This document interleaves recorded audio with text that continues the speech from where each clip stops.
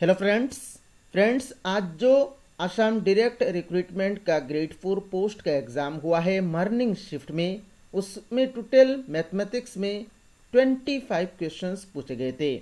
तो फ्रेंड्स उन 25 क्वेश्चंस में से 20 क्वेश्चंस हमको मिला है डिफरेंट स्टूडेंट्स की तरफ से। तो जो टोटल 20 क्वेश्चंस मिला है उन 20 क्वेश्चंस को हम लोग इस वीडियो में डिटेल्स में सॉल्व करेंगे। यहाँ पर फ्रेंड्स इस चैनल में आप लोगों को 28 अगस्त 2022 में जो ग्रेड 3 पोस्ट का एग्ज़ाम होने जा रहा है उसका मैथमेटिक्स और रीजनिंग का फुल प्रिपरेशन कराया जाएगा। तो चैनल को सब्सक्राइब करके रखिएगा ताकि एग्ज़ाम रिलेटेड कोई भी वीडियो आप लोगों से मिस ना हो। तो चलिए आज का इस वीडियो को शुरू करते हैं। और ये जो क्वेश्चन है ये सारे क्वेश्चन मॉर्निंग शिफ्ट का है। इवनिंग शिफ्ट में जो एग्ज़ाम हुआ था उसमें भी 25 क्वेश्चंस पूछे गए थे। तो कुछ क्वेश्चंस 20 या 21 क्वेश्चंस हमको मिला है। जल्द से जल्द उन 21 क्वेश्चंस को सॉल्व करके मैं आप लोगों को वीडियो प्रोवाइड करने जा रहा हूँ। चलिए आज का इस वीडियो को शुरू करते हैं। पहला क्वेश्चन नंबर 1 में यहाँ पर हम लोगों को एक इक्वेशन दिया गया है और इस इक्वेशन से हम लोगों को यहाँ से x का वैल्यू निकालना है। तो यहाँ पर देखिए हम लोग सॉल्यूशन शुरू करते हैं। यहाँ पर हम लोगों ने इक्वेशन को लिख लिया। अभी नेक्स्ट स्टेप में देखिए प्लस और माइनस मिलकर यहाँ पर हो जाएगा minus 3/10 is equal to x plus. यहाँ पर देखिए 1.5 को जब हम लोग ब्रेक करेंगे तो क्या हो जाएगा 2 इंटू 1 2 प्लस 1 3 तो 3/2 हो जाएगा। उसके बाद देखिए यहाँ पर लेफ्ट साइड में हम लोगों ने एलसीएम लिया है तो 5 और 10 का एलसीएम हो जाएगा 10। ऊपर में देखिए 5 से 10 को डिवाइड करेंगे होगा 2 तो 2 इंटू 4 हो जाएगा 8। देन माइनस 10 से 10 को डिवाइड करेंगे हो जाएगा 1 1 इंटू 3 3 हो जाएगा। उसके बाद 8 minus 3 5/10 equal to x plus 3/2 3/2 को लेफ्ट साइड में लेके आ गया। उसके बाद फिर से हम लोगों ने एलसीएम लिया 10 और 2 का एलसीएम हो गया 10।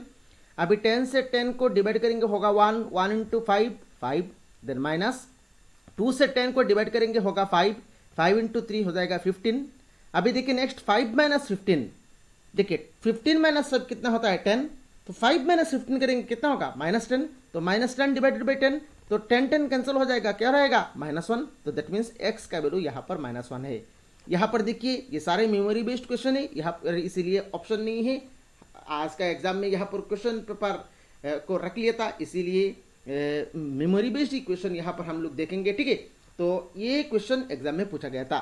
तो मेरे ख्याल से आप लोगों को यहाँ पर ये समझ में आ गया है। चलिए नेक्स्ट क्वेश्चन नंबर 2 को देखते हैं।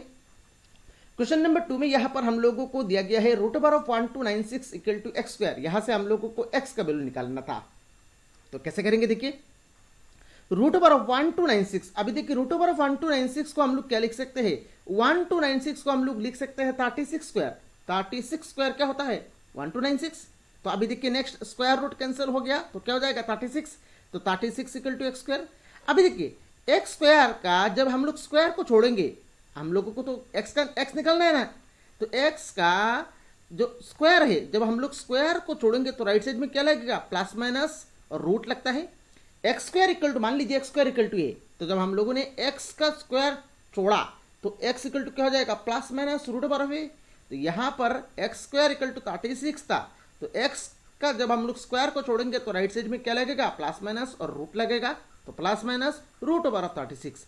अभी √36 कितना होगा 6। तो दैट मीन्स एक्स का वैल्यू हो जाएगा प्लस माइनस 6। मेरे ख्याल से यहाँ पर आप लोगों को ये क्वेश्चन समझ में आ गया है। अगला क्वेश्चन को देखने से पहले यहाँ पर फ्रेंड्स 28 अगस्त 2022 में जो एग्जाम होने जा रहा है ग्रेड 3 पोस्ट के लिए उसमें यहाँ पर आप लोगों को एक बेस्ट बुक में आप लोगों को प्रोवाइड करने जा रहा हूँ। इसमें आप लोगों को असम हिस्ट्री के ऊपर 1000 MCQs देखने को मिलेगा। इंग्लिश आज का जो एग्जाम हुआ है उसमें इंग्लिश में 15 क्वेश्चंस पूछे गए थे और मैंने जो इंग्लिश का बुक प्रोवाइड किया है जो टॉपिक मैंने बुक में प्रोवाइड किया है उन्हीं टॉपिक में ही यहाँ पर एग्जाम में क्वेश्चन था। Synonyms antonyms fill in the blanks error उसके बाद यहाँ पर spelling check one word substitution ये टॉपिक से क्वेश्चंस थे और मेरा बुक में ये सारे टॉपिक को लेके ही ये बुक को बनाया गया है। सिमिलरली रीजनिंग में जो टॉपिक को लेके मैंने बुक बनाया है उन टॉपिक से ही एग्जाम में क्वेश्चंस पूछे गए थे। तो ये बुक आप खरीद सकते हैं। वीडियो के नीचे आप लोगों को लिंक मिल जाएगा, उस लिंक के ऊपर क्लिक करके आप इस बुक को खरीद सकते हैं। क्वेश्चन नंबर 3 में बोल रहे थे कि यहाँ पर हम लोगों को कुछ फ्रैक्शंस दिया गया था। 4 फ्रैक्शन देके ये चारों में से कौन सा लार्जेस्ट है सबसे बड़ा कौन सा फ्रैक्शन है। तो यहां पर अगर आप सिंप्लीफाई करेंगे, डिवाइड करेंगे तो 14/15 इज लार्जेस्ट, तो यहां पर आंसर हो जाएगा 14/15।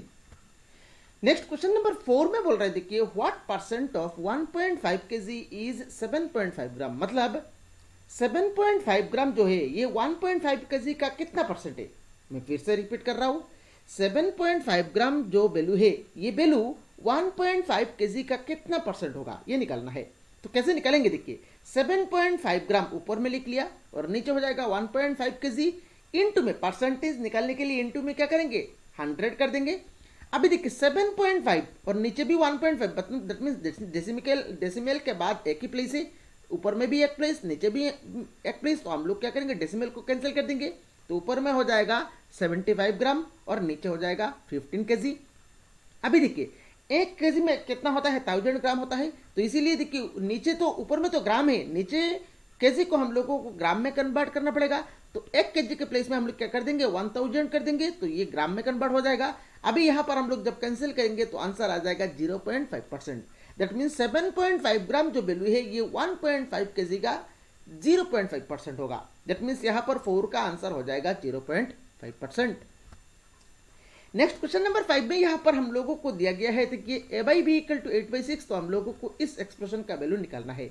तो यहाँ पर शॉर्ट ट्रिक, ऐसा तो ये अगर नॉर्मल मेथड से करेंगे तो बहुत लंबा हो जाएगा, हम लोग शॉर्ट ट्रिक अप्लाई करेंगे। शॉर्ट ट्रिक मतलब यहाँ पर देखिए a का वैल्यू हम लोग 8 मान लेंगे और b का वैल्यू 6 मान लेंगे, तो उसके बाद a का प्लेस में 8 और b का प्लेस में 6 पुट कर देंगे। तो हम लोगों ने वही किया, देखिए यहाँ से a का वैल्यू 8, b का वैल्यू 6 मान लिया। अभी यहाँ से देखिए a का वैल्यू 8 और b का वैल्यू 6, a का वैल्यू 8 और b का वैल्यू 6 पुट करके जब हम लोगों ने सिंप्लीफाई किया तो यहाँ पर ऊपर में आया है 60 और नीचे आया है 20, तो जब कैंसिल करेंगे तो आंसर हो जाएगा 3। दैट मीन्स ये जो एक्सप्रेशन है ये एक्सप्रेशन का वैल्यू हो जाएगा आपका 3। मेरे ख्याल से यहाँ पर समझ में आ गया है आप लोगों को क्वेश्चन नंबर 5 का सोल्यूशन। चलिए नेक्स्ट क्वेश्चन नंबर 6 को देखते हैं। अभी क्वेश्चन नंबर 6 को भी अगर आप लेंथी मेथड से करेंगे तो बहुत टाइम लगेगा, यहाँ पर मैंने शॉर्ट ट्रिक अप्लाई किया, मैं आप लोगों को समझा देता हूँ और इसी तरह का क्वेश्चन ही यहाँ पर हम लोग आने वाले दिनों में प्रैक्टिस करेंगे। इसी तरह का क्वेश्चन के ऊपर मैं आप लोगों को वीडियोस प्रोवाइड करूंगा, तो चैनल को सब्सक्राइब करके रखिएगा। यहाँ पर देखिए दो सर्कुल है और उन दोनों सर्कुल का रेडियस का रेशियो दिया गया है। रेडियस का रेशियो दिया गया है 2:3। दो सर्कुल है, रेडियाई मतलब दो रेडियस का प्लूरल फॉर्म होता है, ठीक है। तो दो सर्कुल का रेडियस का रेशियो दिया गया है 2:3। तो हम लोगों ने क्या किया, शॉर्ट ट्रिक किया। पहले को यहाँ पर पहला सर्कुल का रेडियस मान लिया 2, इसको हम लोगों ने R1 से डिनोट किया, और सेकंड सर्कुल का रेडियस मान लिया हम लोगों ने 3, इसको हम लोगों ने R2 से डिनोट किया। अभी देखिए यहाँ पर हम लोगों को सर्कुल, उन दोनों सर्कुल का एरियाज का रेशियो निकालना है। अभी सर्कुल का एरिया का फॉर्मूला क्या होता है, πr²। तो फर्स्ट सर्कुल का रेडियस हम लोगों ने R1 माना है, तो इसका एरिया क्या हो जाएगा πr1²। सेकेंड सर्कुल का रेडियस हम लोगों ने R2 माना है, तो इसका एरिया क्या हो जाएगा πr2²। तो अभी हम लोगों को रेशियो निकालना है, तो ऊपर में क्या करेंगे हम लोग πr1² को रख देंगे और नीचे πr2² को रख देंगे, तो पाई कैंसिल हो जाएगा। अभी R1 मतलब 2, तो 2 का स्क्वायर, और R2 मतलब 3, तो 3 का स्क्वायर, तो ऊपर में हो जाएगा 4 और नीचे हो जाएगा 9, 4:9 यहाँ पर आंसर हो जाएगा। दैट मीन्स उन दोनों सर्कुल का एरियाज का रेशियो क्या हो जाएगा 4:9, ठीक है। मेरे ख्याल से यहाँ पर आप लोगों को समझ में आ गया है। चलिए नेक्स्ट क्वेश्चन नंबर 7 को देखते हैं। क्वेश्चन नंबर 7 में यहाँ पर हम लोगों को दिया गया है, देखिए if x + 1/x = 4 then x² + 1/x² = ? तो यहां पर इसको हम लोग कैसे करेंगे, देखिए हम लोगों को x + 1/x का वैल्यू दिया गया है 4, x² + 1/x² का वैल्यू निकालना है। अभी देखिए x² + 1/x² लाने के लिए हम लोगों को क्या करना पड़ेगा, बोथ साइड स्क्वायर करना पड़ेगा, तब जाके ही x² + 1/x² आएगा। तो इसीलिए हम लोगों ने क्या किया, बोथ साइड को स्क्वायर कर दिया। अभी बोथ साइड स्क्वायर करने के बाद लेफ्ट साइड में x + 1/x² मतलब ये a + b² फॉर्म में आ गया है। अभी a + b² यहाँ पर थोड़ा सा मिस्टेक हो गया, ठीक है, ये a + b² होगा, ये आप करेक्ट कर लीजिए, ये a + b² होगा, ठीक है। a + b² का फॉर्मूला क्या होता है, a + b² का फॉर्मूला होता है a² + b² + 2ab। तो इस फॉर्मूला को हम लोग यहाँ पर यूज करेंगे। यहाँ पर x को हम लोगों ने a मान लिया और 1/x को हम लोगों ने b मान लिया, तो x² मतलब x² + b² मतलब 1/x² + 2ab, तो 2a मतलब x और b मतलब 1/x, तो इसको हम लोगों ने लिख लिया। और राइट साइड में 4² हो जाएगा 16, तो अभी देखिए next x square plus 1/x² plus 2 x cancel हो जाएगा, तो यहाँ पर हो जाएगा 2 = 16। अभी हम लोगों को एक्स स्क्वायर प्लस 1/x² का वैल्यू निकलना है, तो एक्स स्क्वायर प्लस 1/x², 2 को हम लोग राइट साइड में लेके जाएंगे तो ये हो जाएगा 16 - 2, और 16 - 2 करेंगे तो ये हो जाएगा 14। That means x square plus 1/x² का वैल्यू हो जाएगा 14। तो इस तरह का क्वेश्चन, इस तरह का पैटर्न के ऊपर बहुत सारे क्वेश्चन एग्जाम में बन सकता है। चैनल को सब्सक्राइब करके रखिएगा, हर एक पैटर्न के ऊपर मैं आप लोगों को क्वेश्चन सॉल्व करके वीडियो बना के प्रोवाइड करूंगा, तो चैनल को सब्सक्राइब करके रखिएगा। चलिए नेक्स्ट क्वेश्चन नंबर 8 को देखते हैं। क्वेश्चन नंबर 8 में बोल रहे हैं, देखिए the total surface area of A cube is 96 centimetre square, the volume of the cube is. एक क्यूब का टोटल सरफेस एरिया दिया गया है 96 सेंटीमीटर स्क्वायर। तो अभी हम लोगों को उसी क्यूब का वॉल्यूम निकालना है। अभी देखिए क्यूब का टोटल सरफेस एरिया का फॉर्मूला क्या होता है, 6² यहां पर ए क्या है, ए उसी क्यूब का एज का लेंथ, एज मतलब जैसे कि हम लोग स्क्वायर में साइड बोलते हैं, और क्यूब एक 3 डायमेंशनल फिगर है, तो 3 डायमेंशनल में साइड को हम लोग एज कहते हैं, ठीक है। तो एक क्यूब का अगर एज का लेंथ, एक क्यूब का एज का लेंथ, जैसे क्यूब मतलब जैसे कि हम लोग लूडो खेलते हैं ना, तो वो जो लूडो में जो डाइस हम लोग थ्रो करते हैं, वो जो शेप है उसको हम लोग क्यूब कहते हैं, ठीक है। तो उसी क्यूब का अगर एक साइड, एक एज का लेंथ अगर ए हो, तो सरफेस एरिया का फॉर्मूला क्या होता है, 6² यहां पर सरफेस एरिया का वैल्यू दिया गया है 96, दैट मीन 6² का वैल्यू दिया गया है 96। तो ए स्क्वायर हो जाएगा 16, 96/6 करेंगे 16 हो जाएगा ना। तो यहां से ए का वैल्यू क्या हो जाएगा 16, स्क्वायर अगर 16 हो तो ए इक्वल टू क्या हो जाएगा। देखिए मैंने थोड़ी देर पहले आप लोगों को बताया, जब हम लोग स्क्वायर को छोड़ेंगे तो राइट साइड में क्या लगता है, राइट साइड में प्लस माइनस और क्या लगता है, और रूट लगता है, पर यहां पर देखिए क्योंकि ए एस का लेंथ, और लेंथ कभी भी निगेटिव नहीं होता है, इसीलिए हम लोग क्या करेंगे, सिर्फ प्लस देंगे और रूट लगाएंगे। तो √16 क्या हो जाएगा 4, तो यहां पर ए का वैल्यू आ गया 4। अभी हम लोगों को निकलना क्या है, वॉल्यूम ऑफ ए क्यूब निकलना है, और क्यूब का वॉल्यूम का फॉर्मूला क्या होता है, ए क्यूब साइड का लेंथ ए है, ए क्यूब हो जाएगा। ए का वैल्यू कितना मिला है 4, दैट मींस 4 क्यूब, और 4 क्यूब करेंगे तो कितना होगा 64, दैट मींस यहां पर वॉल्यूम ऑफ द क्यूब हो जाएगा 64 सेंटीमीटर क्यूब, ठीक है। मेरे ख्याल से यहां पर आप लोगों को समझ में आ गया होगा। फिर से यहां पर हम लोग बेसिक से हर एक टॉपिक को, हर एक क्वेश्चन को सॉल्व करेंगे। आप यहां पर अभी देख लीजिए किस तरह के क्वेश्चंस इस एग्जाम में पूछे गए थे। चलिए नेक्स्ट क्वेश्चन नंबर 9 को देखते हैं। क्वेश्चन नंबर 9 में बोल रहे थे कि the area of an equilateral triangle with the length of the side of 12 centimetre is, मतलब एक इक्विलैटरल ट्रायंगल का अगर साइड का लेंथ 12 सेंटीमीटर हो तो उस इक्विलैटरल ट्रायंगल का एरिया कितना होगा। अभी इक्विलैटरल ट्रायंगल का मतलब क्या है, इक्विलैटरल ट्रायंगल फ्रेंड्स उसी ट्रायंगल को हम लोग इक्विलैटरल ट्रायंगल कहते हैं जिस ट्रायंगल का तीनों साइड का लेंथ इक्वल हो। एक ट्रायंगल में तो 3 साइड होता है, और अगर एक ट्रायंगल का तीनों साइड का लेंथ इक्वल हो तो उस ट्रायंगल को हम लोग इक्विलैटरल कहते हैं। इक्वी से आप याद रख सकते हैं, इक्वल, इसी कंसेप्ट को आप याद रख सकते हैं, इक्वल मतलब एक ट्रायंगल का तीनों साइड का लेंथ अगर इक्वल हो तो उसको हम लोग इक्विलैटरल ट्रायंगल कहते हैं। अभी एक इक्विलैटरल ट्रायंगल का साइड का लेंथ कितना दिया गया है 12 सेंटीमीटर, तो अभी हम लोगों को उसका एरिया निकालना है। अभी यहां पर एक फॉर्मूला है फ्रेंड्स, डायरेक्टली फॉर्मूला, और इक्विलैटरल ट्रायंगल का एरिया के ऊपर बहुत बार एग्जाम में क्वेश्चन बनता है, इसीलिए आप लोग फॉर्मूला याद रख लीजिएगा। इक्विलैटरल ट्रायंगल का एरिया का फॉर्मूला होता है √3/4²। तो यहां पर देखिए √3/4², ए का वैल्यू कितना है 12, तो यहां पर √3/4 12², तो यहां से जब हम लोग सिंप्लीफाई करेंगे तो ये हो जाएगा 36√3 सेंटीमीटर स्क्वायर। मेरे ख्याल से यहां पर कैसे किया हम लोगों ने, ये आप लोगों को समझ में आ गया है। डायरेक्टली हम लोगों ने फॉर्मूला लगा दिया, एक्स्ट्रा कुछ नहीं किया, डायरेक्टली हम लोगों ने फॉर्मूला लगा दिया। इक्विलैटरल ट्रायंगल का एरिया का जो फॉर्मूला है उसी फॉर्मूला को हम लोगों ने यहां पर यूज कर लिया। चलिए नेक्स्ट क्वेश्चन नंबर 10 को देखते हैं। अभी क्वेश्चन नंबर 10 में बोल रहे थे कि the number replaces the question mark in the equation this is, मतलब यहां पर ये जो क्वेश्चन मार्क प्लेस है, इस क्वेश्चन मार्क प्लेस में कौन सा वैल्यू आएगा वो हम लोगों को निकालना है। तो इसके लिए हम लोगों को सिंप्लीफाई करना पड़ेगा। तो यहां पर हम लोगों ने सिंप्लीफाई किया, यहां पर देखिए 0.003 डिवाइडेड बाई क्वेश्चन मार्क, तो क्वेश्चन मार्क को हम लोगों ने x मान लिया, तो 0.003 divided by x equal to 0.3। यहां पर देखिए x को इस साइड में लेके आ गया और 0.3 नीचे आ जाएगा, तो नीचे लेके आ गया। अभी यहाँ पर डेसिमल के बाद ऊपर में 3 डिजिट है और नीचे डेसिमल के बाद 1 डिजिट है। तो डेसिमल के बाद डेसिमल को हटाने के लिए हम लोगों को क्या करना पड़ेगा, ज्यादा कितना डिजिट है, 3 डिजिट है, तो हम लोगों ने 1000 से गुना किया। हम लोग जब 1000 से गुना किया तो ऊपर में रह गया 3 और नीचे हो जाएगा 300। जब हम लोगों ने कैंसिल किया तो ऊपर में हो जाएगा 1 और नीचे हो जाएगा 100 और 1/100 करेंगे तो हो जाएगा 0.01। दैट मीन्स x का वैल्यू हो जाएगा 0.01। तो मेरे ख्याल से यहाँ पर x का मतलब क्वेश्चन मार्क और क्वेश्चन मार्क को हम लोगों ने x माना था, दैट मीन्स यहाँ पर क्वेश्चन मार्क के प्लेस में 0.01 आ जाएगा। मेरे ख्याल से आप लोगों को समझ में आया है। चलिए नेक्स्ट क्वेश्चन नंबर 11 को देखते हैं।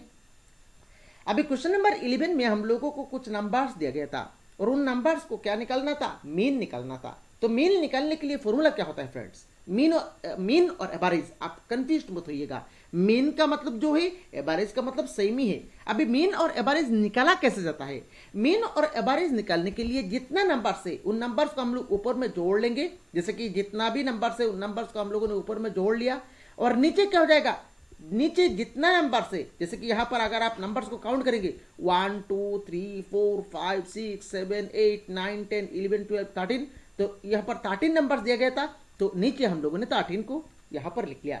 अभी मैं फिर से रिपीट कर रहा हूं, मीन मान लीजिए आपको 5 नंबर देके मीन निकालने के लिए बोला गया है, तो ऊपर में आप क्या करेंगे, ऊपर में आप उन 5 नंबर को जोड़ लेंगे और नीचे क्या करेंगे, नीचे आप 5 से डिवाइड कर देंगे। यहां पर 13 नंबर्स दिया गया था, इसलिए हम लोगों ने नीचे 13 लिखा और ऊपर में सारे नंबर को जोड़ लिया। अभी ऊपर में जब जो नंबर दिया गया है उनको अगर हम लोग जोड़ेंगे तो ये हो जाएगा 91 और डिवाइडेड बाय 13। अभी 13 से 91 को डिवाइड करेंगे तो आंसर हो जाएगा 7। दैट मीन्स मीन हो जाएगा 7। चलिए नेक्स्ट क्वेश्चन नंबर 12 को देखते हैं। अभी क्वेश्चन नंबर 12 में यहां पर थोड़ा सा कठिन एक्सप्रेशन दिया गया था, find the value of this. अभी इसको हम लोग सिंप्लीफाई कैसे करेंगे। हालांकि यहाँ पर सिंबल देके बहुत सारे स्टूडेंट डर गए थे, आप लोगों को डरना नहीं है। एग्जाम में यहाँ पर इजी क्वेश्चन पूछा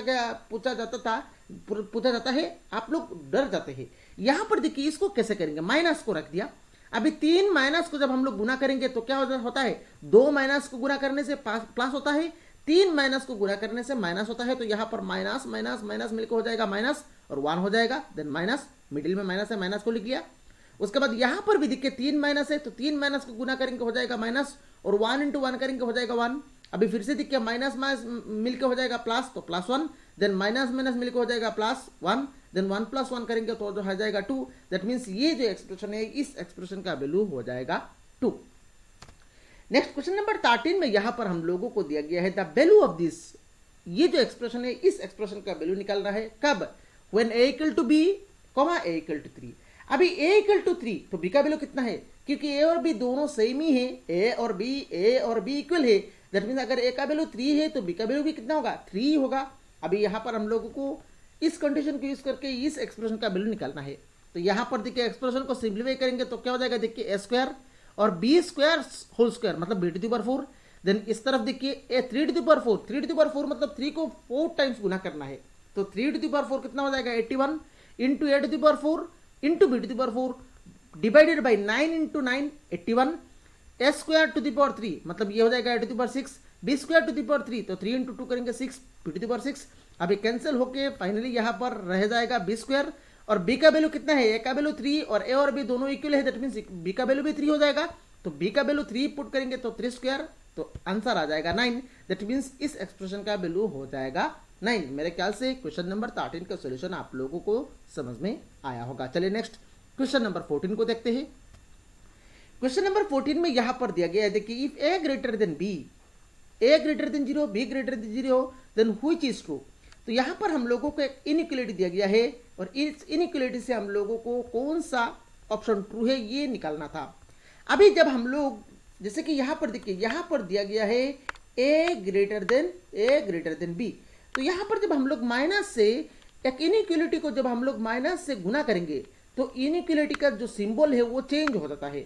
यहां पर देखिए जब हम लोग माइनस से गुना करेंगे माइनस से और इस तरफ होगा -b और यहां पर ग्रेटर देन था तो ये क्या हो जाएगा, ये लेस देन हो जाएगा। तो ये आप बात याद रख लीजिए, एक इनइक्वालिटी में जब माइनस साइन से नेगेटिव साइन से मल्टीप्लाई किया जाता है तब जाके वो इनइक्वालिटी का साइन चेंज होता है। वो अगर लेस देन हो तो वो ग्रेटर देन हो जाएगा, वो अगर ग्रेटर देन हो तो वो लेस देन हो जाएगा। तो यहाँ पर देखिए ए ग्रेटर देन बी था, जब हम लोग माइनस साइन से गुना करेंगे तो माइनस ए माइनस बी, तो ये ग्रेटर देन था, ये लेस देन हो जाएगा। अभी इस तरह का ऑप्शन देखिए, इस तरह का एक्सप्रेशन ऑप्शन ए में है, तो यहां पर 14 का करेक्ट आंसर हो जाएगा option A. Next question number 15, HCF और एलसीएम, मॉर्निंग शिफ्ट और इवनिंग शिफ्ट दोनों में यहां पर एलसीएम और एचसीएफ से क्वेश्चन पूछे गए थे, तो काफी इंपॉर्टेंट है। इस टॉपिक के ऊपर मैं बहुत सारे क्वेश्चन सॉल्व करूंगा आप लोगों को। यहां पर बोल रहा है दो नंबर है हमारे पास, उन दोनों नंबर का एलसीएम और एचसीएफ दिया गया है, और उन दोनों नंबर में से एक नंबर अगर 2⁴ हो तो दूसरा नंबर क्या होगा। अभी इस क्वेश्चन को सॉल्व करने के लिए एक फॉर्मूला होता है फ्रेंड्स। फॉर्मूला क्या है? फॉर्मूला है एलसीएम ऑफ दो नंबर इनटू एचसीएफ ऑफ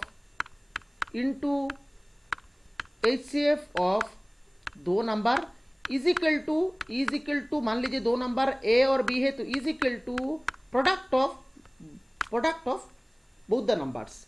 मैं फिर से रिपीट कर रहा हूं, ये फॉर्मूला क्या है? मान लीजिए हमारे पास दो नंबर है ए और बी, तो उन दोनों नंबर का एलसीएम इनटू उन दोनों नंबर का एचसीएफ इज इक्वल टू उन दोनों नंबर का प्रोडक्ट। तो यहां पर इस फॉर्मूला को हम लोगों ने यूज किया। यहां पर एचसीएफ दिया गया है देखिए 2⁵, तो 2⁵ इनटू एलसीएम दिया गया है 2⁵ 7⁵ इज इक्वल टू एक नंबर दिया गया है 2⁵, दूसरा नंबर हम लोगों को निकालना है, तो दूसरा नंबर हम लोगों ने बी मान लिया। अभी यहां से हम लोगों को सिंप्लीफाई करना है, तो यहां से जब हम लोगों ने सिंप्लीफाई किया तो आंसर आ गया 2⁵ 7⁵ बी का वैल्यू। दैट मीन्स दूसरा जो अदर नंबर था वो अदर नंबर आया है 2⁵ 7⁵। मेरे ख्याल से यहाँ पर एलसीएम और एचसीएफ के ऊपर ये जो क्वेश्चंस पूछे गए हैं, इस क्वेश्चन का सॉल्यूशन आप लोगों को समझ में आया है, और यहाँ पर इस क्वेश्चन को सॉल्व करने के लिए हम लोगों ने ये फॉर्मूला यूज किया। चलिए नेक्स्ट क्वेश्चन नंबर 16 को देखते हैं। क्वेश्चन नंबर 16 में एक डाई का प्रॉब्लम दिया गया है, और एक डाई दिया गया है, और उस डाई रिलेटेड प्रोबेबिलिटी का क्वेश्चन पूछा गया है। अभी हम लोग देखिए जो लूडो खेलने के टाइम में जो डाई यूज करते हैं उसमें 6 फेसेस होते हैं। एक फेस में 1, then 2, then 3, then 4, then 5, then 6 अलग अलग नंबर्स होता है। अभी यहाँ पर एक डाई दिया गया है, और उस डाई का 2 फेस में 1 लिखा है, 2 फेस में 2 लिखा है, 2 फेस में 4 लिखा है। 6 फेसेस था, 6 फेसेस में से 2 फेस में 1, 2 फेस में 2 और 2 फेस में 4 लिखा है। अभी उस डाई को जब हम लोग थ्रो करेंगे तो 2 आने का चांस क्या होगा, 2 आने का प्रोबेबिलिटी क्या होगा, ये हम लोगों को निकालना है। अभी प्रोबेबिलिटी निकालने के लिए फॉर्मूला क्या होता है फ्रेंड्स? प्रोबेबिलिटी निकालने के लिए फॉर्मूला होता है, नीचे हम लोग लिखेंगे टोटल पॉसिबल आउटकम। अभी टोटल पॉसिबल आउटकम यहाँ पर डाई के प्लेस में ये जो डाई है, इस डाई में टोटल फेज कितना है 6, तो टोटल पॉसिबल आउटकम क्या हो जाएगा? टोटल पॉसिबल आउटकम हो जाएगा 6। अभी हम लोगों को 2 आने का चांस निकालना है। अभी 2 कितने फेस में? 2 नंबर है, 2 नंबर 2 फेस में है, तो दैट मीन्स 2 आने का चांस क्या होगा? 2 होगा। 2 आने का चांस, क्योंकि 2 उस डाई का 2 फेस में 2 है, दैट मीन्स 2 आने का चांस 2 बार होगा, 2 बार होगा ना, तो ऊपर में हो जाएगा 2। अभी यहां पर जब हम लोगों ने 2/6 लिखा है, जब हम लोग कैंसिल करेंगे तो आंसर हो जाएगा 1/3। ठीक है, मेरे ख्याल से यहां पर ये क्वेश्चन का सॉल्यूशन समझ में आया होगा। चलिए नेक्स्ट क्वेश्चन नंबर 17 को देखते हैं। अभी क्वेश्चन नंबर 17 थोड़ा सा हाई लेवल प्रॉब्लम था। इसमें बोल रहे थे कि सूरज purchased an article for ₹800 and sold the article such that the gain is 20% of its selling price. The selling price of the article is, मतलब सूरज ने एक आर्टिकल, किसी भी एक आर्टिकल खरीदा 800 रुपीज में, और सूरज ने क्या किया, उसी आर्टिकल को उसका सेलिंग प्राइस हम लोगों को निकलना है। अभी सेलिंग प्राइस कितना है पता नहीं है, सेलिंग प्राइस जितना था जब उसको सेल किया सूरज ने, तो सेलिंग प्राइस जितना है उसका 20% उसने प्रॉफिट, उसने गेन किया, मतलब प्रॉफिट मिला। अभी सेलिंग प्राइस कितना है, तो सेलिंग प्राइस पता नहीं है, तो हम लोगों ने सेलिंग प्राइस x मान लिया। अभी देखिए प्रॉफिट कब मिलता है? सेलिंग प्राइस जब कॉस्ट प्राइस, मतलब खरीदने का दाम से जब हम लोग एक आर्टिकल को बेचा, तो सेलिंग प्राइस अगर हम लोगों का कॉस्ट प्राइस से ज्यादा होगा तब जाके प्रॉफिट होगा ना। दैट मीन्स यहाँ पर प्रॉफिट का फॉर्मूला क्या होगा? Selling price minus cost price equal to profit. अभी सेलिंग प्राइस हम लोगों ने x माना है, तो x माइनस कॉस्ट प्राइस कितना है 800, और प्रॉफिट, यहाँ पर प्रॉफिट कितना मिला है, प्रॉफिट 20% ऑफ सेलिंग प्राइस। अभी सेलिंग प्राइस एक्स माना है तो प्रॉफिट कितना होगा, 20% ऑफ एक्स, एक्स का 20%। यहां पर बोला गया है गेन कितना परसेंट हो रहा है, सेलिंग प्राइस जितना है उसका 20%। तो प्रॉफिट सेलिंग प्राइस एक्स माना है तो 20% ऑफ एक्स यहां पर प्रॉफिट हो जाएगा। तो यहां पर हम लोगों ने लिखा है 20% ऑफ एक्स। अभी इसको हम लोगों को सिंप्लीफाई करना है, तो इसको हम लोगों ने सॉल्व किया, सिंप्लीफाई किया, तो हम लोगों को एक्स का वैल्यू मिला है 1000। दैट मीन्स इस आर्टिकल का सेलिंग प्राइस हो जाएगा 1000। मेरे ख्याल से यहां पर आप लोगों को ये कंसेप्ट समझ में आया होगा। चलिए नेक्स्ट क्वेश्चन नंबर 18 को सॉल्व करते हैं। क्वेश्चन नंबर 18 में बोल रहे थे कि the circumference of a circle of radius 7 centimetre is used to construct a square, the length of the side of the square is, मतलब एक सर्कल है हमारे पास, एक सर्कल है हमारे पास, और उस सर्कल का सर्कमफरेंस, उस सर्कल का रेडियस दिया गया है कितना, उस सर्कल का रेडियस मतलब सेंटर से ये लाइन जो है उसका रेडियस दिया गया 7 सेंटीमीटर।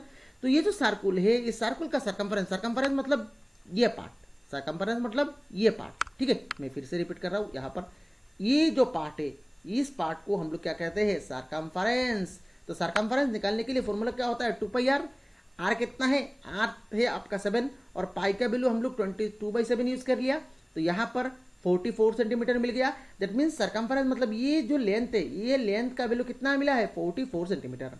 अभी क्वेश्चन में बोल रहा है, देखिए ये लेंथ को, यहां पर ये लेंथ को मान लीजिए ये एक रस्सी है, तो ये रस्सी को हम लोगों ने क्या किया, सर्कल का फॉर्म में था, इसको हम लोगों ने क्या किया, इस रस्सी को स्क्वायर का फॉर्म में कन्वर्ट कर लिया। तो स्क्वायर का फॉर्म में जब हम लोग कन्वर्ट करेंगे तो रस्सी का लेंथ सेम ही होगा ना, रस्सी का लेंथ सेम ही होगा ना। अभी स्क्वायर का एक साइड, हर एक साइड इक्वल होता है, तो 4 side perimeter of the square क्या हो जाएगा, 4a, और पूरा रस्सी जो है, रस्सी का पूरा लेंथ कितना था, 44, तो 4a इज इक्वल टू 44 हो जाएगा। यहां से a का वैल्यू हो जाएगा 11, और a मतलब साइड ऑफ द स्क्वायर। अभी यहां पर हम लोगों को साइड ऑफ द स्क्वायर निकालना था, तो साइड ऑफ द स्क्वायर मतलब a का वैल्यू मिल गया 11। दैट मीन्स यहां पर आंसर हो जाएगा 11 सेंटीमीटर। नेक्स्ट क्वेश्चन नंबर 19 में बोल रहे थे कि which of the following is a factor of the polynomial x² - x - 2। यहां पर हम लोगों को एक पॉलिनोमियल दिया गया है, और इस पॉलिनोमियल का एक फैक्टर कौन सा होगा। यहां पर हमारे पास ऑप्शन नहीं है, मैंने यहां पर सिंप्लीफाई करके रख लिया। ऑप्शन में ये दोनों भी हो सकता है, कोई भी एक होने से आंसर हो जाएगा, कोई भी एक, आइदर x - 2 होने से x - 2 आंसर हो जाएगा, x+1 होने से x+1 आंसर हो जाएगा।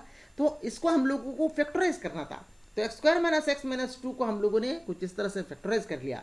यहाँ पर आप लोग, यहाँ पर अगर आप लोगों को इसका सॉल्यूशन समझ में नहीं आया है तो आप बने रहिए, मैं इसका सॉल्यूशन के ऊपर डिटेल्स कंसेप्ट, इसका डिटेल्स कंसेप्ट आप लोगों को वीडियो के रूप में प्रोवाइड करूंगा, ठीक है। लास्ट क्वेश्चन नंबर 20 को देखते हैं। क्वेश्चन नंबर 20 में बोल रहे देखिए, Rahul borrowed a sum of ₹6,000 on SI मतलब simple interest at the rate of 5% पर annum. If he decided to pay the entire amount at the end of 1 month, then the amount he needs to pay, मतलब राहुल ने 6,000 rupees बोरो किया, किसी से उधार लिया 5% interest में। उसके बाद उसने क्या किया, उसने डिसीजन लिया, 1 मंथ बाद उसने उसको वो अमाउंट दे दिया, तो वो कितना अमाउंट उसको देगा, 6,000 लेने लिया है, बोरो किया है 5% इंटरेस्ट में, तो वो कितना अमाउंट रिटर्न करेगा आफ्टर 1 मंथ। तो इसको हम लोगों ने फॉर्मूला यूज करके क्या है, देखिए सिंपल इंटरेस्ट मतलब NPR/100 फॉर्मूला होता है। एन मतलब टाइम, तो टाइम मतलब यहाँ पर 12 मतलब 1 साल के लिए हम लोगों ने यूज किया, तो 12 इंटू P मतलब प्रिंसिपल 6,000, R मतलब इंटरेस्ट 5 डिवाइडेड बाई 100, तो 3600 मिला है। अब ये 3600 जो अमाउंट है ये सिंपल इंटरेस्ट फॉर 1 ईयर, पर हम लोगों को फॉर 1 मंथ निकालना है, तो फॉर 1 मंथ 12 से डिवाइड करेंगे तो ये हो जाएगा 300 इंटरेस्ट। अभी 300 तो वो इंटरेस्ट देगा, वो उसको तो प्रिंसिपल भी देना पड़ेगा ना, तो 6,000 था आपका प्रिंसिपल और इंटरेस्ट था आपका 300। That means after 1 month Rahul को जिसके पास से राहुल ने बोरो किया था 6,000, उसको देना है 6,300। मेरे ख्याल से क्वेश्चन नंबर 20 का सॉल्यूशन आप लोगों को समझ में आया होगा। तो फ्रेंड्स, इस वीडियो में इतना ही। वीडियो कैसा लगा कमेंट बॉक्स में कमेंट करके बताइएगा।